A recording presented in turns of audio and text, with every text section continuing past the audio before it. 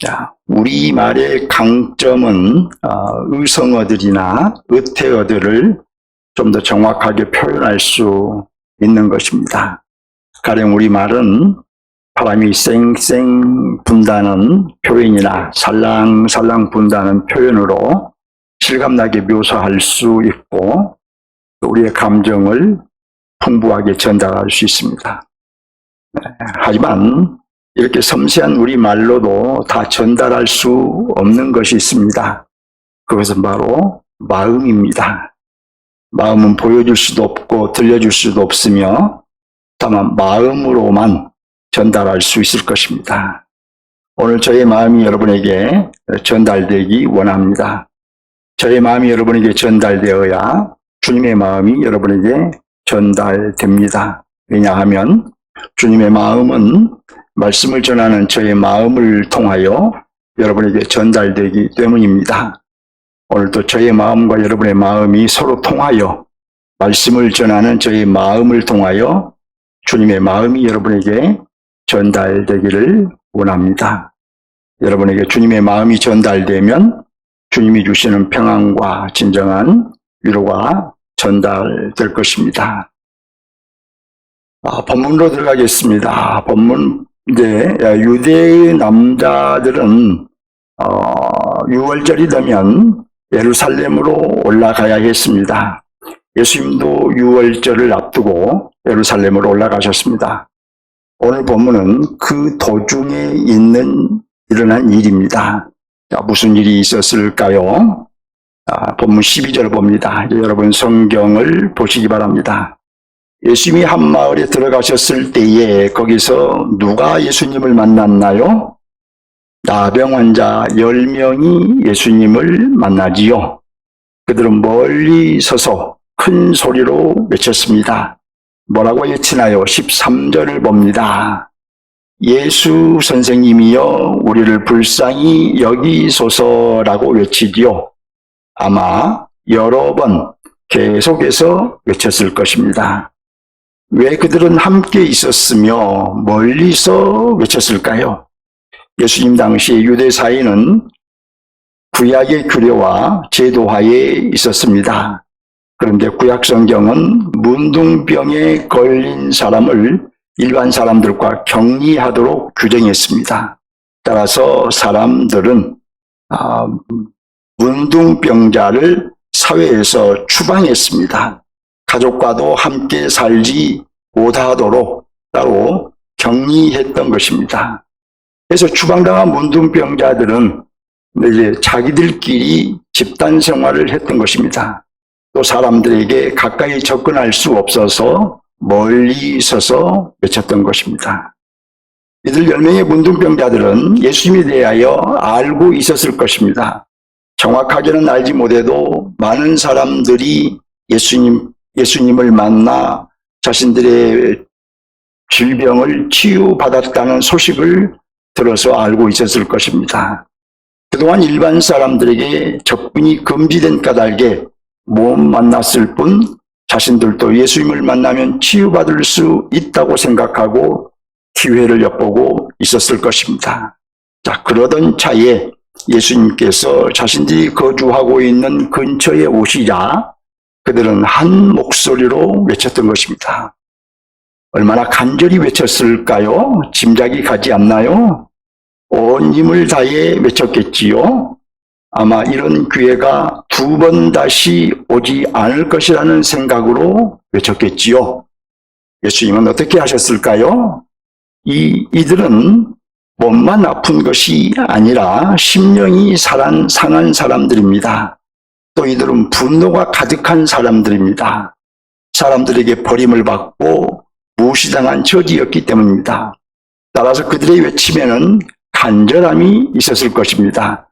또 그들의 외침에는 겸손함도 있었을 것입니다. 그래서 그들은 예수 선생이여라고 겸손함으로 불렀던 것이고 우리를 불쌍히 여기소서라고 간절함으로 외쳤던 것입니다. 예수님은 상한 심령을 외면치 않으시는 분입니다. 겸손한 자를 높이시는 분입니다. 예수님은 그래서 발걸음을 멈추고 그들을 부르셨습니다. 그리고 예수님은 그들에게 말씀하셨습니다. 뭐라고 말씀하셨을까요? 본문 14절을 보시기 바랍니다. 가서 제사장들에게 너희 몸을 보이라고 하시지요. 예수님은 그들의 몸을 만져주지도 않으셨습니다. 그렇다고 너희들은 나았다고 말씀하지도 않으셨습니다. 단지 제사장들에게 가서 너희 몸을 보이라고만 하셨습니다. 왜 제사장들에게 보이라고 하셨을까요? 이건 역시 구약의 규례를 따른 것입니다. 구약 성경에 의하면 제사장만이 문둥병의 발병과 완치를 판정할 수 있었습니다. 이런 까닭에 제사장에게 가서 완치되었다는 판정을 받으라고 하신 것입니다. 그들은 어떻게 되었을까요? 10명 모두 깨끗이 치유되었습니다. 그러면 여러분 언제 치유되었을까요? 예수님께서 말씀하시자 즉시 치유되었을까요? 아니면 제사장에게 보였을 때에 치유되었을까요? 14절 하반절을 봅니다. 가다가 깨끗함을 받은지라라고 하죠. 예수님께서 제사장에게 가라고 하셨을 때는 아무 일도 일어나지 않았으나 그들이 순종하고 가는 도중에 치유가 된 것입니다. 예수님의 말씀에 무조건 순종하고 가다 보니 자신들도 모르는 사이에 완치가 된 것입니다. 순종은 믿음에서 나오기 때문입니다. 하나님과 우리의 관계에서 우리가 해야 할 일은 순종인 것입니다. 무슨 말씀을 하시든 예수 그리스도의 말씀에 굴복해야 합니다. 하나님의 말씀을 법으로 받고 살아야 합니다. 이것이 순종인 것이고 이 순종은 믿음에서 나온 것입니다. 우리가 순종한다 하면서 굴복하지 않고 속으로 내 생각은 이런데 라고 하는 것은 순종이 아닌 것입니다. 예수 그리스도의 말씀에 대하여 내 의견을 내지 않아야 합니다. 오직 믿음을 발휘해야 합니다. 또 순종한다 하면서 굴복하지 않고 속으로 왜요? 라는 말을 하는 것도 순종이 아닙니다. 예수 그리스도의 말씀에 대하여 의문을 제기하지 않아야 합니다. 오직 믿음만 발휘하면 됩니다. 하나님은 순종을 기뻐하십니다. 성경은 순종이 제사보다 낫고 듣는 것이 수양의 기름보다 낫다고 합니다. 첫째 아담은 불순종으로 인류를 죄인으로 만들었지만 둘째 아담 예수 그리스도는 종으로 순종으로 우리를 의인되게 하셨습니다. 성경은 한 사람이 순종하지 아니함으로 많은 사람이 죄인 된 것 같이 한 사람이 순종함으로 많은 사람이 의인 되리라고 합니다. 왜 우리는 무조건 순종해야 할까요? 왜 우리는 묻지 말고 무조건 순종해야 할까요? 그분과 우리의 차이 때문입니다. 그분은 무한하신 분이고 우리는 유한한 존재이기 때문에 그분을 믿고 순종해야 합니다. 그분은 창조주이시고 우리는 피조물이기 때문에 그분을 신뢰하고 순종해야 합니다. 바로 이 차이를 인정하고 순종하는 것이 믿음을 발휘하는 것이고 이로써 하나님과 올바른 관계를 유지하는 것입니다. 10명의 문둥병자들에게 빛이 비추었습니다. 그동안 가족들과도 함께하지 못했지만 이제는 함께 살 수 있게 되었습니다. 이제는 사람 대접받으며 살 수 있게 되었습니다. 그들은 예수님께 어떤 태도를 취했을까요? 그들은 자신이 완치된 것을 보았습니다. 10명 다 거짓말처럼 피부가 깨끗해진 자신을 보았습니다. 하지만 그들이 보인 태도는 달랐습니다. 본문 15절을 보시기 바랍니다. 큰 소리로 하나님께 영광을 돌리며 돌아온 사람은 몇 사람인가요? 한 사람뿐이지요. 10명 중에 한 사람만 하나님께 영광을 돌리며 예수님께 돌아온 것입니다. 그는 예수님께 어떤 태도를 취했나요? 16절을 봅니다. 첫째로 예수의 발 아래 엎드렸다고 하지요. 둘째로 예수님께 감사했다고 하지요. 10명 중 한 사람만 자신을 치유해 주신 예수님께 진심으로 감사하며 경배했던 것입니다. 자, 그런데 그는 사마리아 사람이라고 하지요. 자, 본문에서 보는 바와 같이 감사해야 할 때에 감사할 줄 아는 사람은 많지 않습니다. 주님을 경배해야 할 때에 경배하는 사람은 많지 않습니다. 동일한 은혜를 입어도 감사할 줄 아는 사람은 소수입니다. 오늘 본문에서는 겨우 10분의 1이었습니다. 하지만 여러분 기억하십시오. 합당한 감사는 특별한 의미를 갖는 것입니다. 합당한 감사는 곧 주님을 경배하는 것입니다. 또 감사하는 사람은 특별한 은혜를 입게 됩니다. 다른 사람이 입지 못한 은혜를 입게 됩니다. 이제 우리가 이어지는 예수님의 말씀에서 그것을 확인할 수 있습니다. 예수님은 그 한 사람에게 뭐라고 하셨을까요? 먼저 17절을 봅니다. 10사람이 다 깨끗함을 받지 아니하였느냐라고 하시면서 뭐라고 하신가요? 그 9은 어디 있느냐라고 하시지요. 그 9명을 책망하고 비난하신 것일까요? 그렇지 않습니다. 이어지는 말씀을 보면 매우 안타까워서 하신 말씀입니다. 예수님은 돌아와 경배한 그 한 사람에게 특별한 은혜를 베푸셨습니다. 19절을 봅니다. 엎드려 감사로 경배를 표한 그에게 일어나 가라고 하시면서 뭐라고 하신가요? 내 믿음이 너를 구원하였느니라고 하시지요. 예수님께 돌아와 경배한 그에게 구원을 선언하신 것입니다. 자, 여기에서 저자가 표현하지는 않았지만 그 사마리아인은 이렇게 말했을 것입니다. 예수님, 참으로 감사합니다. 예수님은 바로 우리가 기다린 메시아이십니다. 전능하신 하나님의 아들이십니다. 그는 예수님께 무한 감사를 했던 것입니다. 그는 감사로 경배했던 것입니다. 그러니까 왜 감사가 중요한 것일까요? 나에게 은혜를 주신 분을 합당하게 인정하는 경배이기 때문입니다. 주님께서 나와 함께 하시고 복을 주시고 도우셨을 때에 감사하는 것은 주님의 주님 되심을 인정하는 경배인 것입니다. 하지만 감사하지 않는 것은 주님을 주님으로 인정하지 않는 것이고 따라서 주님을 경배하지 않는 것입니다. 본문의 핵심 메시지는 무엇일까요? 예수님은 돌아와 경배한 그 사람에게 그 9은 어디 있느냐고 하셨지요? 예수님은 안타까운 마음에 그러니까 이런 의미로 말씀하신 것입니다. 내가 돌아와 나를 하나님의 아들로 믿고 경배하듯이 그 9명도 너와 같은 믿음으로 내게 나와야 하는데 그리하여 내가 주는 은혜를 누리면 좋을 텐데 그 9은 어찌하여 오지 않았단 말이냐. 자, 이어서 예수님은 돌아온 그 한 사람에게 은혜를 베푸셨습니다. 내 믿음이 너를 구원하였느니라고 선언하셨습니다. 내가 누구인 줄 알고 감사하는 너의 믿음이 너를 구원하였다는 뜻입니다.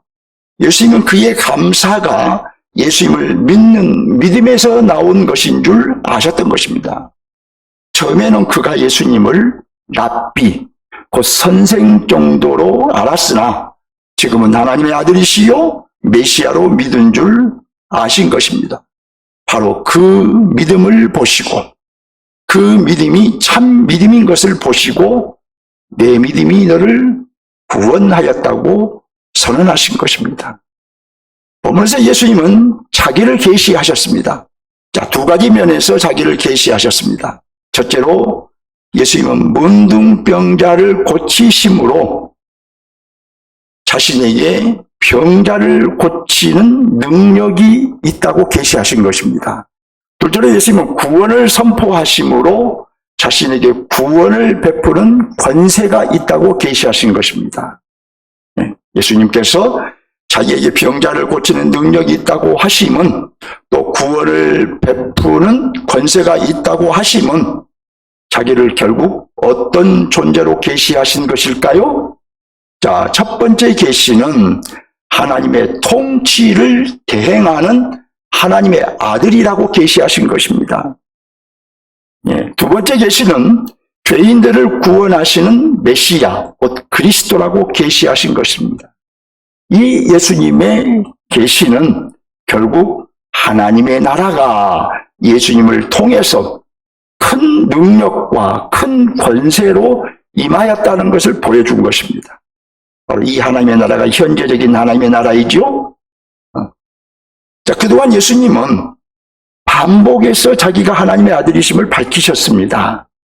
다시 말해 반복해서 자기를 통해서 하나님의 나라가 임하였음을 보여주신 것입니다. 하지만 내가 하나님의 아들이다 라고 직접 밝히시기보다는 주로 간접적인 방식으로 밝히셨습니다. 복음서에는 그런 애가 많이 있습니다. 한 번은 사람들이 중풍병자를 메고 예수님께 나왔습니다. 예수님은 그 중풍병자를 고쳐주시면서 뭐라고 하셨을까요? 한번 생각해 보세요. 뭐라고 하셨을 것 같습니까? 이제 나았으니 일어나 걸어가라고 하셨을까요? 네, 사실 이렇게 말씀하시는 것이 가장 적절할 것입니다. 하지만 예수님은 그렇게 말씀하시지 않고 내 죄사함을 받았느니라고 하셨습니다. 왜 이렇게 하셨을까요? 그의 죄가 많아서, 그의 죄가 특별히 많아서 그렇게 말씀하셨을까요? 그 이유에 대해 예수님은 이렇게 말씀하셨습니다. 인자가 땅에서 죄를 사하는 권세가 있는 줄을 너희로 알게 하려 하노라. 예수님은 의도적으로 일부러 내 죄 사함을 받았느니라고 하셨던 것이에요. 여러분, 무슨 뜻일까요? 죄는 하나님만이 사하실 수 있습니다. 하나님 외에는 죄를 사하는 권세를 누구도 갖고 있지 않습니다. 그런데 예수님이 죄 사하는 권세를 행사하셨습니다. 무슨 의미일까요, 여러분?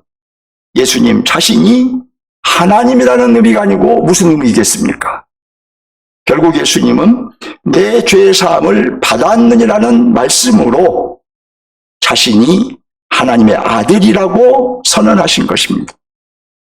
자, 그리고 그 중풍병자를 치유하심으로 예수님을 통해서 하나님의 통치, 곧 하나님의 나라가 임한 것을 보여주신 것입니다. 이처럼 예수님은 공생애를 보내시면서 반복해서 자신이 하나님의 아들이심을 간접적인 방식으로 밝히셨어요. 그리고 그것들은 자기를 통해서 하나님의 나라가 임하였음을 보여준 것입니다. 자, 이것을 여러분 간접 기독론이라고 해요. 예수님 자신에 대해 간접적으로 계시하셨다는 것입니다. 자, 그러고 보니까 복음서의 기적은 이중적인 의미가 있지요. 복음서의 기적은 이렇게 보아야 바르게 이해하는 것입니다. 복음서에 보니까 예수님께서 병자를 고치셨더라. 그러니 오늘날 나도 내 질병을 다 고칠 수 있다. 이렇게 생각하는 것이 아니고 조금 전에 말씀드린 대로 이중적인 의미로 이해하는 것이 바른 거예요. 그러면 이 저자 누가가 이 사건을 기록한 목적은 무엇일까요? 본문의 10명의 문둥병자는 하나님을 등지고 떠난 인류의 모습입니다. 저와 여러분의 모습이에요. 하나님을 등지고 떠난 인류는 바로 본문의 문둥병자들처럼 크나큰 결핍에 빠져 있는 것입니다. 그래서 하나님과의 생명적인 관계가 완전히 끊어졌습니다. 그래서 모든 사람은 하나님의 생명, 곧 참 생명이 없습니다. 영과 육이 함께 행복한 그런 참 행복이 없습니다. 참 평안도 참 평안이 없고 안식도 참 안식이 없습니다. 본문의 문둥병자와 같이 버림을 받은 것입니다. 하지만 하나님은 아들을 통해 이 모든 것을 회복해 주셨습니다. 본문은 하나님의 아들이신 예수님께서 이 모든 것을 회복해 주시려고, 곧 자기의 죽음을 통해서 회복해 주시려고 예루살렘으로 올라가시는 중에 일어난 사건입니다. 누가의 의도가 보이지 않나요? 누가의 의도가 보였으면 좋겠어요, 여러분에게도. 예수님께서 십자가에 죽으시기 위해 예루살렘으로 올라가시는 중에 자기에게 나온 10명의 문둥병자 모두를 치유하셨다?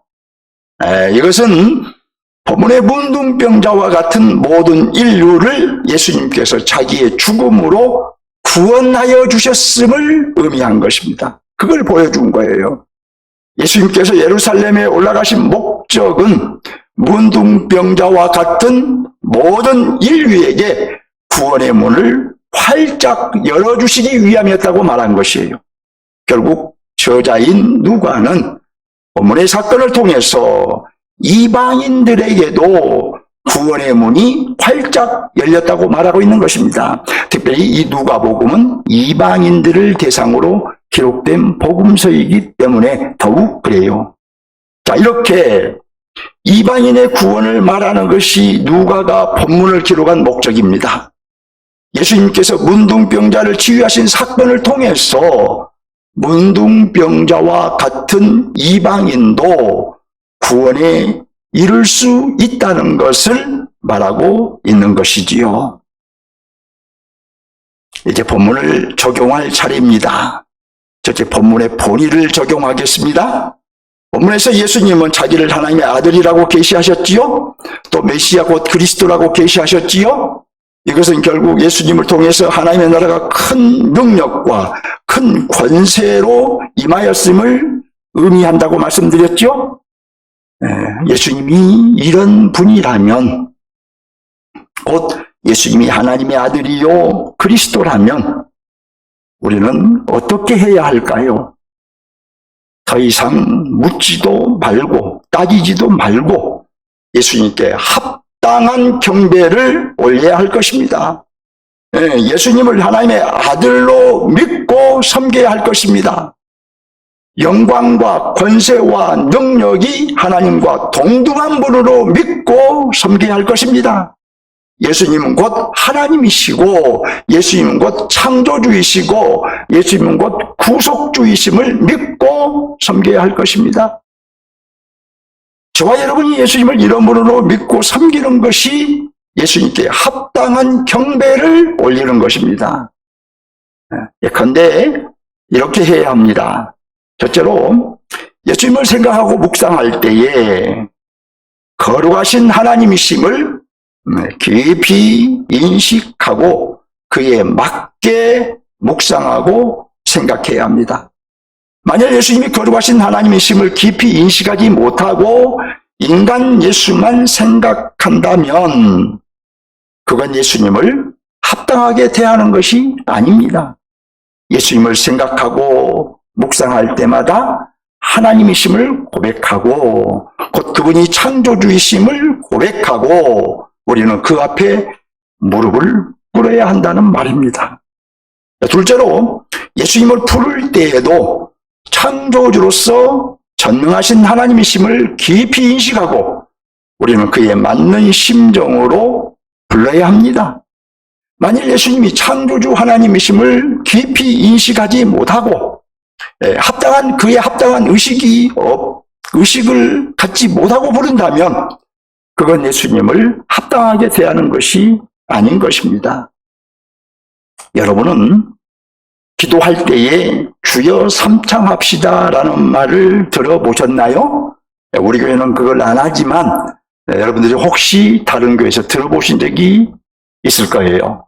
많은 경우에 기도할 때에 주여를 3번 부르고 기도하자고 하는데 과연 예수님을 어떤 분으로 인식하고 있기에 그렇게 기도하는지, 왜 그렇게 기도해야 하는 것인지, 하나님이신 주님의 속성에 위배되지 않는 것인지 묻고 싶습니다.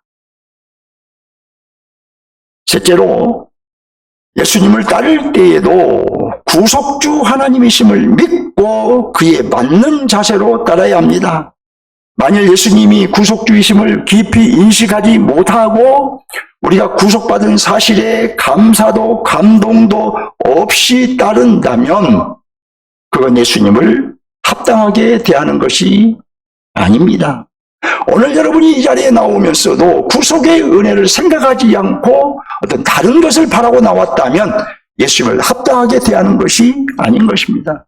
자, 우리가 가만히 보면 세속적이고 육적인 것을 얻기 위해서 따르는 이들이 많이 있는데 그건 예수님에 대한 무리이고 불경건이고 불의인 것입니다. 자, 한편 우리는 삶으로도 합당한 경배를 올려야 합니다. 어떤 삶이 합당한 경배일까요? 한마디로 예배가 되게 하는 삶이 곧 합당한 경배인 것입니다. 자, 그런데 이것은 모든 그리스도인들의 문제입니다. 자, 왜 이 문제를 극복하지 못할까요? 예배와 삶을 분리하는 이원론적인 신앙관 때문이에요. 이원론적인 신앙관은 성경적인 신앙관이 아닌 것입니다. 그런데 우리는 이원론적인 신앙이 습관화되어 있습니다. 여러분, 예배는 형식을 갖추어 드린 예배만 예배인 것이 아니고 우리의 삶 자체도 예배여야 하는 것입니다. 우리의 삶이 예배가 될 때에 합당한 경배를 올리는 것이라는 의미입니다. 자, 무엇을 하든 그것이 예배가 되게 해야 된다는 거예요. 자, 우리가 사업을 하든 직장을 다니든 그것이 주님을 인정하고 경배하는 것이 되게 해야 합니다. 자, 학생은 공부를 하든 알바를 하든 그것이 주님을 인정하고 경배하는 것이 되게 해야 합니다. 우리가 운동을 할 때나 취미생활을 할 때에도 그것이 주님 안에서 주님을 경배하는 것이 되게 해야 합니다. 가령 여러분 족구를 좋아하신가요? 골프를 즐기신가요? 등산이나 낚시가 취미인가요? 그것이 주님을 인정하는 것이 되게 해야 합니다. 그것이 예배가 되게 해야 된다는 말입니다. 자, 그러니까 운동을 해도 승부욕에 사로잡혀 하지 않고 승부욕에 사로잡히지 않으므로 예배가 되게 해야 합니다. 운동을 하면서 승부욕에 사로잡혀 버리면 예배가 되지 못합니다. 여행을 해도 하나님의 창조 세계를 보며 노래함으로 예배가 되게 해야 합니다. 여행을 할 때 하나님의 창조 세계를 보고 찬양하지 않는다면 결코 예배가 되지 못합니다. 취미 생활을 해도 주님이 드러나게 함으로 예배가 되게 해야 합니다. 자, 우리는 무엇을 하든 시작과 또 과정과 또 결과가 모두 다 예배가 되게 해야 하는 것입니다. 삶이 곧 예배가 되게 살아야 한다는 말이에요. 나의 삶이 곧 예배가 되어야 된다는 거예요. 무엇을 하든 주님이 우리 중심에 있어야 하고 주님의 영광을 위해 한다는 말입니다. 자, 그럴 때 주님을 합당하게 예배하는 것입니다. 그리스도인은 주님께 합당한 경배를 올려야 할 사람이다라는 것을 잊지 마시기 바랍니다. 둘째, 하나님 나라 관점에서 적용하겠습니다. 본문의 하나님의 나라는 어느 면을 보여주고 있을까요? 본문에는 10명의 문둥병자가 등장하고 있지요. 그들은 다 예수님께 치유를 받았습니다. 하지만 10명 중 한 사람만 예수님께 나와서 감사했습니다. 당시 문둥병자는 가족들로부터 버림을 받았으며 사회로부터 격리되어 살아야 했습니다. 가족에게까지 버림을 받았으니 가장 불행한 사람 중 한 사람입니다. 그런 그들을 예수님께서 치유해 주셨습니다. 가족에게 돌아가게 해주신 것입니다. 여러분, 얼마나 기분이 좋았을까요? 하늘을 날듯이 기분이 좋았겠지요. 얼마나 감사했을까요? 모든 것을 다 드려 감사해도 부족하지 않았을까요? 그런데 이해할 수 없는 일이 일어났어요. 그 10명 중 한 사람만 예수님께 돌아왔습니다. 10분의 1만 감사한 것이에요. 예수님은 그에게 가장 귀한 것을 선물로 주셨습니다. 그는 주님의 은혜에 감사함으로 더 큰 은혜를 받은 것입니다. 자, 이로 보아 본문의 하나님의 나라는 감사를 요구하는 나라라는 것을 알 수 있지요. 은혜 입은 성도는 감사하며 살아야 하고 감사함으로 또 다른 은혜를 입는다는 것을 보여주고 있다는 것입니다. 우리 그리스도인은 이미 입은 은혜에 감사해야 하며 감사할 때에 또 다른 은혜를 입게 된다는 것입니다. 자, 우리는 은혜 입고도 감사하지 못하는 9명이 되지 않아야 하고 반드시 감사하는 그 한 명이 되어야 하겠지요. 감사하지 않는 그리스도인은 은혜도 모르는 사람이요, 마땅히 행할 도리도 모르는 사람이요, 또 다른 은혜를 구할 자격이 없는 사람인 것입니다. 주님을 주님으로 대우하지 않는 사람인 것입니다. 저자인 누가가 강조한 대로 우리는 이방인이었으나 하나님의 은혜를 입었습니다. 문둥병자와 같은 존재였으나 구원을 받아 하나님의 백성이 되었습니다. 따라서 우리는 문둥병을 치유받고 예수님께 돌아온 그 한 명의 문둥병자처럼 주님께 엎드려 감사하며 살아야 하는 것입니다. 범사에 감사하며 살아야 하는 것입니다. 우리 그리스도인은 좋은 일에도 감사해야 하지만 안 좋은 일에도 감사해야 합니다. 왜냐하면 예수님은 하나님이시기 때문입니다. 창조주이시기 때문입니다. 우리의 구속주이시기 때문입니다. 비록 안 좋은 일을 겪고 있는 중이라고 해도 창조주요 구속주이신 우리 주님이 우리에 대한 놀라운 계획을 가지고 계시기 때문입니다. 물론 그리 아니하실지라도 우리는 감사해야 합니다.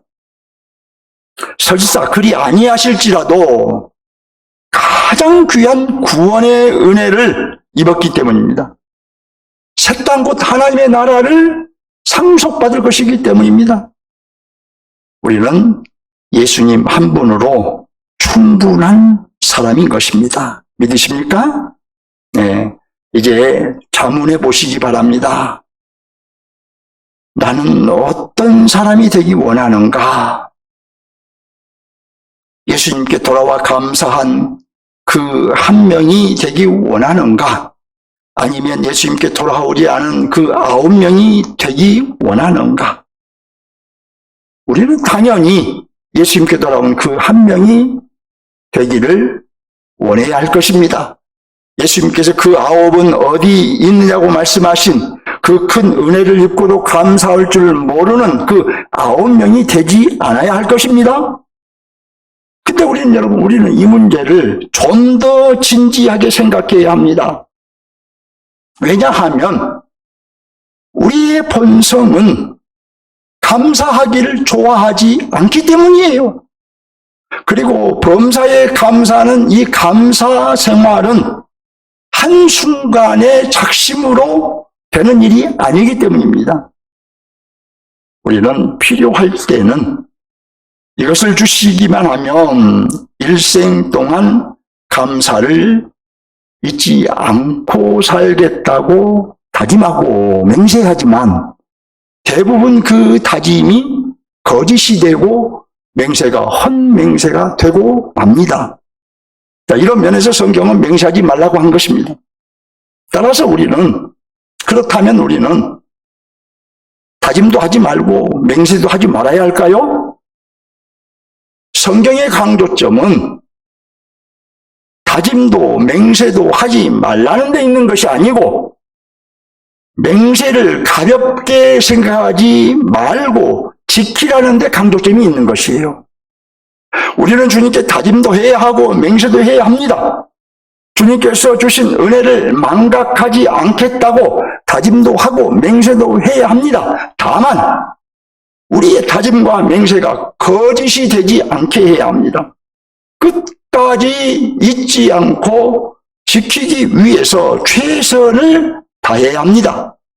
어쩔 수 없는 불가능한 환경 때문이라면 몰라도 우리의 마음이 변해서 지키지 못하는 일은 없어야 하는 것입니다. 이렇게 약속하고 맹세한 분이 있지요. 주님, 직장을 주시면 이렇게 하겠습니다. 주일도 잘 지키고 10의 1도 꼬박꼬박 드리며 평생 감사하며 살겠습니다. 또 이렇게 맹세하고 다짐한 분도 있죠. 주님, 건강을 주시면 이렇게 살겠습니다. 주님이 주신 건강한 몸으로 주님께 충성하며 일생 동안 감사하며 살겠습니다. 또 이렇게 다짐하고 맹세한 분도 있죠. 주님, 이 기도만 응답해 주시면 정말 충성하고 매사에 감사하며 살겠습니다. 우리들 대부분은 이런 약속과 맹세를 한 적이 있을 것입니다. 그렇다면 지금 감사하고 있나요?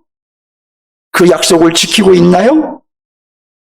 왜 지키지 못하신가요? 불가능한 환경 때문에 못 지키신가요? 성경을 보면 하나의 원칙 같은 것이 있다는 것을 발견할 수 있어요. 사무엘상 15장 26절을 보면 왕이 여호와의 말씀을 버렸으므로 여호와께서 왕을 버려 이스라엘 왕이 되지 못하게 하였습니다 라고 말을 합니다. 또 호세아 4장 6절을 보면 내 백성이 지식이 없으므로 망하는도다. 내가 지식을 버렸으니 나도 너를 버려 내 제사장이 되지 못하게 할 것이요. 내가 내 하나님의 율법을 버렸으니 나도 내 자녀들을 잊어버리리라. 이렇게 하셨습니다. 또 에스겔 5장 11절을 보면 내가 모든 미운 물건과 모든 가증한 일로 내 성소를 더럽혔은즉 나도 너를 아끼지 아니하며 긍휼을 베풀지 아니하고 미약하게 하리라. 이렇게 말합니다. 경고로 받으시기 바랍니다. 사울이 하나님을 버리자 하나님도 사울을 버리신 거예요.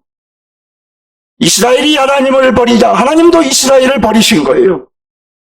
다짐과 맹세를 지킬 수 있는 힘이 있음에도 또 지킬 수 있는 환경임에도 지키지 않는 것은 하나님을 경히 여기는 것으로 하나님을 버린 것이 될 수 있습니다. 하나님이 주신 구원과 돌보심에 감사하며 사시기를 주님의 이름으로 축원합니다.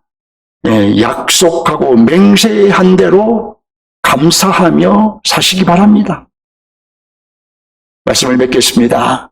정리하며 마치겠습니다. 첫째, 예수님은 10명의 문둥병자를 치유해 주셨습니다. 하지만 그들 중 1명만 주님께 돌아와 감사하고 9명은 감사하지 못했습니다. 둘째, 예수님은 감사한 그 1명에게 구원을 선물로 주셨습니다. 그가 돌아와 감사했다 함은 예수님을 더 이상 선생으로 생각하지 않고 하나님의 아들로 믿었음을 의미하기 때문입니다. 셋째, 본문에서 예수님은 문둥병자를 통해서 자기를 하나님의 아들로 계시하셨습니다. 또 구원을 베푸신 것을 통해서 메시아 곧 그리스도로 계시하셨습니다. 예수님께서 병자를 치유하시고 구원을 베푸신 것은 하나님의 나라가 큰 능력과 병자를 고치는 큰 능력과 구원을 베푸는 큰 권세로 이 땅에 임하였음을 의미한 것입니다. 넷째, 저자 누가는 예수님이 문둥병자를 치유하신 사건을 예수님의 십자가 사건과 연관시켰습니다. 10명의 문둥병자를 치유하신 것처럼 이방인들도 구원에 이르게 하셨다고 전한 것입니다. 다섯째, 우리는 예수님께 합당한 경배를 올려야 합니다. 예수님을 하나님의 아들로 믿고 섬겨야 합니다.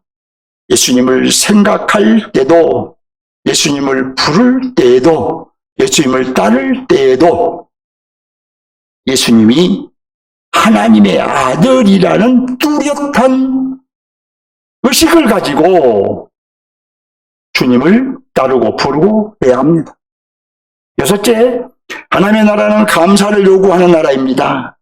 하나님의 백성이라면 이미 입은 은혜에 감사하며 살아야 하고 감사함으로 또 다른 은혜를 입는다는 것을 보여주는 것입니다. 감사하는 성도는 예수님께 돌아온 그 한 명이 되는 것이고 감사하지 못한 성도는 예수님께 돌아오지 않는 그 9명이 되는 것입니다. 교우 여러분, 우리 함께 주님을 경배하는 성도가 됩시다. 감사해야 할 때에 감사하고 찬양해야 할 때에 찬양하는 주님의 백성이 되기를 주님의 이름으로 축원합니다. 주님을 향해 한 걸음 더 나갑시다. 아멘.